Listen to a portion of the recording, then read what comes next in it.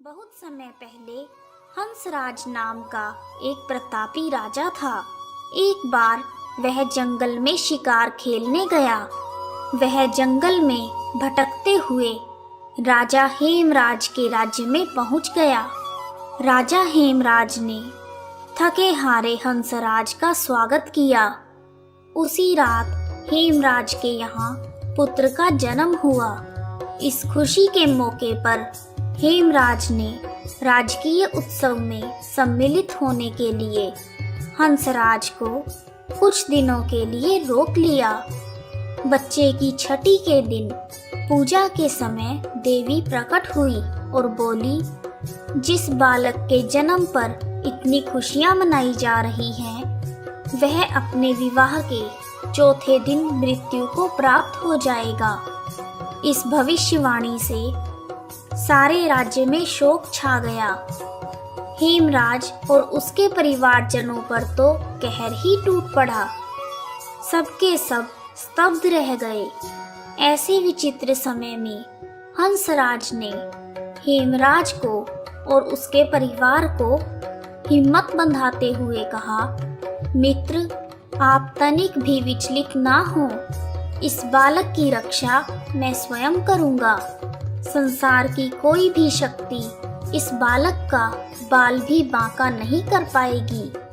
हंसराज ने यमुना के किनारे एक भूमिगत किला बनवाया और उसी के अंदर राजकुमार के पालन पोषण की व्यवस्था करवाई।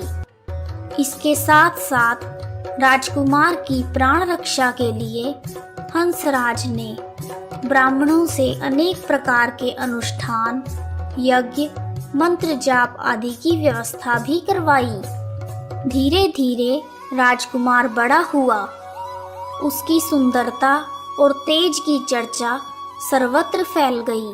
राजा हंसराज के कहने से हेमराज ने राजकुमार का विवाह कर दिया। जिस राजकुमारी से युवराज का विवाह हुआ था, वह साक्षात लक्ष्मी लगती थी। विधि के विधान को कौन टाल सकता है।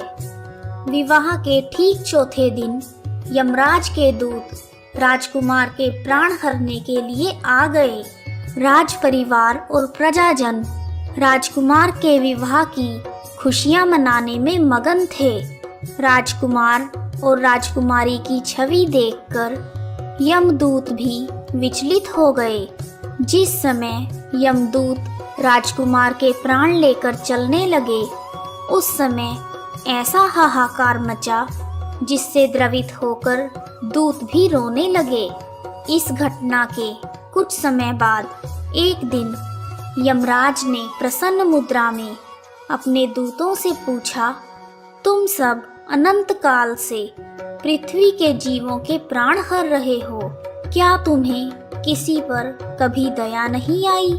इस पर एक दूत ने सिर झुकाकर कहा, हे यमदेव, ऐसे प्रसंग तो कम ही आए हैं, किंतु एक घटना अवश्य हुई है जिसकी स्मृति मुझे आज भी विह्वल कर देती है। यह कहते हुए यमदूत ने हेमराज के पुत्र के प्राण हरण की घटना सुना दी। इस दुखद प्रसंग से यमराज भी विचलित हो गए। इसे लक्ष्य करके दूत बोला, हे नाथ, क्या कोई ऐसा उपाय है जिससे इस प्रकार की अकाल मृत्यु ना हो?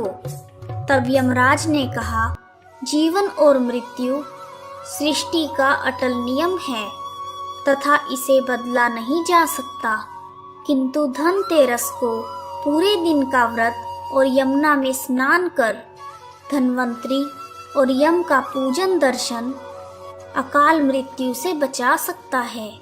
यदि यह संभव ना हो तो भी संध्या के समय घर के प्रवेश द्वार पर यमराज के नाम का एक दीपक जलाना चाहिए। ऐसा करने से असामयिक मृत्यु का सामना नहीं करना पड़ता। इसके बाद से ही धनतेरस के दिन धन्वंतरी पूजन और प्रवेश द्वार पर यम दीपक जलाने की परंपरा है।